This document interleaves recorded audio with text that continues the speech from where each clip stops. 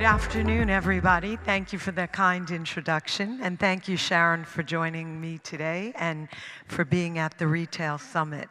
So our title of this session is Experiential Retail, Delivering and Enhancing the Personalized Shopping Experience. And I would think it's fair to say that Build-A-Bear was experiential before it was cool, if you will. So why don't you tell us a little bit about the Build-A-Bear story? Thank you, Edie, and thank you for inviting me here today. Yes, Build-A-Bear Workshop started in 1997, and it was an idea that was created to allow children to explore their own creativity, and a very empowering, incredibly personalized experience. You actually, for those of you that don't know, you come inside of a Build-A-Bear store and you're able to choose a furry friend among many, and then you stuff it. You go through a very engaging process with something, what we call a bear builder, who helps stuff the bear, and you can put sounds in there, including your own personal message, scents, as well as a very special, what's now iconic heart ceremony, where you put a wish inside of the bear and then dress it the way you want to. So the thing about that's been so remarkable about the company now is that what we've discovered over time, and 250 million furry friends later, it's a very memorable event, and people do recall that for the rest of their lives. Yeah, it's really quite amazing. And in that, maybe you might typically think, oh, Build-A-Bear is for kids. But the reality is 40% of your audience and your clients/customers are adults and teens. You want to talk a little bit about that? Because it was shocking to me. Yeah, that's a bit of a newer evolution for the brand. In fact, when we started to get close to being multi-generational, which in the toy industry is generally marked around your 20th year, we recognized that we had an opportunity, because so much of the brand and the brand equity is related to that experience when you first go into a Build-A-Bear. And the experience lasted in the minds of our guests. One, what typically happens in that moment is, in the toy business, often you want to reconnect with older consumers who perhaps played with or remembered your brand. A lot of the times you're doing that because you know that they want to introduce their children at that point to something that they loved. Now, it's the very rare brand that also has an opportunity to reconnect on a personal level, and that is what happened, but we did that with licensing. We were able to license with a lot of different multi-generational brands, whether it's Harry Potter or Star Wars, and we discovered that a lot of adults were coming in to Build-A-Bear, but that was the key for us to really leverage e-commerce in a way that we had not been able to do in the past as well. And to that point, because your company has evolved as technology has evolved, as the consumer continues to evolve, maybe talk a little bit about that journey taking your company to the e-tailing aspect, and also with the personalization aspect, where you don't want them to feel overwhelmed in this process of personalization. Right. So there were a lot of individuals who didn't believe that we would be able to successfully navigate to become an e-commerce entity. Particularly that, how would you ever translate the Build-A-Bear experience online? And it was one of those situations from a leadership perspective where you don't ask your team, how are we going to do this? You have to ask your team, when we do this, what is going to be the approach that's the most successful way? And we had to participate in the digital economy. Actually, when I started and took over from the founder in 2013, the e-commerce business for Build-A-Bear was less than 5% of our total sales, and now it's between 15 and 20%.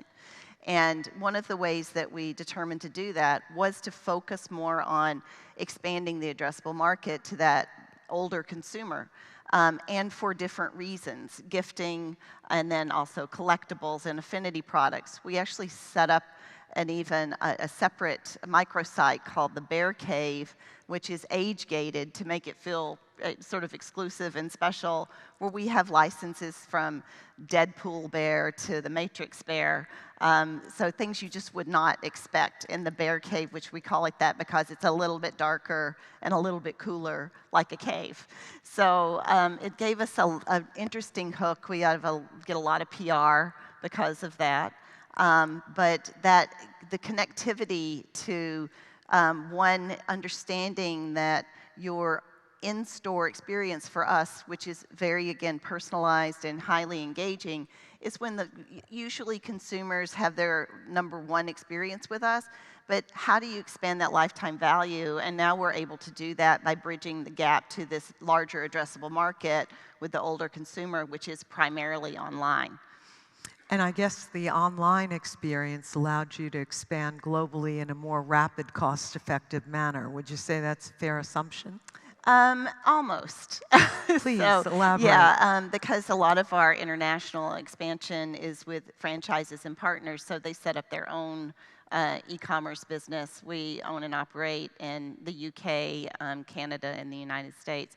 And it's it's actually difficult for us to be an online business in that what it is you still are going through, to your point earlier, an entirely personalized process, if you choose. Because what we found is that particular customer wants to engage in different ways. They don't necessarily need to pick everything about the product. And so we have created an opportunity where you can go through something called a Bear Builder Configurator, where it's very similar to the in-store process, or you can, since 80% of our sales online are mobile, really a few thumb scrolls, click what we call bundles, something that we know you're looking for. It might be a completely tricked out Pokemon product or perhaps something like Hello Kitty. And it's not a complicated sale, so don't make it complicated for the consumer. Sure. The key there is what we all know as retailers, is how can you meet your guests where they want to meet you? And that's been a real key for us to sort of tease apart what we felt like were our brand tenets and what was critical for us might not have been critical for that sector of our consumer base, which was one of the reasons we were able to grow. Sure, and the in-store experience also is a halo effect then for the e-commerce site. But you also talked about the need for good training because the teams in store and their deliverable of the experience is what's so key. So how do you train them for that? And what is that training experience like as the CEO, if you will? That's a real hallmark of what we do, and not only is it critical to create that lifelong, memorable experience for our guests who, many ages for many reasons. A third of our business is birthday parties and birthdays, but it can be for a variety of things. Our mission statement is to add a little more heart to life. So not only do we sometimes make the best day in a kid's life better, we actually make some tough days better. Maybe they didn't make the cheer team or the soccer team, and they come in and they get their Build-A-Bear, and we make that day better too. But that training of how to engage with children is critical. But not only that, what we're able to do with our Bear Builders, who we value greatly, is they are so good with our guests and create such amazing relationships that they also, when they're checking out, we're able to get an 80% capture rate for our loyalty program at checkout, and it's because of that trust level that we have. So, in the United States, we have 96% aided brand awareness and trust levels that would rival almost any classic family brand. And that's been a really important part of us building out an entire ecosystem of how we pull people through, keep them in the Bear family, and have a much more dynamic relationship as they grow through the system into their tweens and then eventually to adults. It's wonderful. And I just personally love hearts, and I really love the heart aspect of your brand's DNA. What was the genesis of that heart endeavor, if you will? That was actually, speaking of the value of our bear builders and the importance of being open and listening to your people who work for you at any level in the company, that heart ceremony that has now become so iconic for the brand was the creation of a bear builder very early in the process of how to get a very shy young man to participate in the process. He was a preschool teacher and realized that if he could just make something where the kid could make a wish and bring this bear to life, how important that might be for him to warm up to the stuffing process. And away we went, and that's now become such an important part of who we are. A critical element for us, actually. And I would want to say, though, you know, all through the process of whether you want to call it the retail apocalypse or COVID, where that process of the engagement was so important, and 100% of our stores were closed across the globe. Sure. Us having had all the work aligned, including a new warehouse management system and the e-commerce systems and everything in place, even though people didn't realize that would be so important, that was what kept Build-A-Bear alive. And we just did our earnings call in last March, and it was our 3rd consecutive year of record-breaking results because of that diversification. Fantastic, and certainly COVID was a great trainer for all of us how to sort of pivot the businesses in a different way. So you've been a female CEO. We shouldn't say female, but you've been a female CEO for over a decade. It's quite a testament. And you happen to also be a mom and an author. And how did you balance all of that in this last decade? Because it's a challenge. Well, first, this is a trite answer in many ways, but it's absolutely true. You have to do something that you love that has a meaning that's greater than just that transactional aspect, you know. So, and that's how the way we think about it as a brand, too. When we live that mantra of adding a little more heart to life, that's true with our guests, it's true with our internal family, and, you know, I try to do that at home as well and with my friends. But the quick answer is, how do you balance it all, is you really don't. You know, everything there's always a little bit of compromise here and there. The one thing I would say is that as a woman part is, I think that the one thing that women often sacrifice is themselves. Almost more than anything else. And so if there was one point of encouragement on that front, is I would say, please take time for yourself. You can't be strong for others. You can't be strong for your company. You can't be strong for your family and your children unless you are strong. Absolutely, I couldn't agree more. And by the way, for those of you in the audience who want to take a lovely gift home to your family, there's a Build-A-Bear right here in the Emirates Mall for you to go and have your own experiential endeavor in the Build-A-Bear world. Well, we have a little bit of time for questions. Are there any questions in the audience that anybody would like to ask Sharon? Don't know if we have house lights. I can't see anyone. Please. Do you have a mic, or could stand up and yell? I'll repeat it too.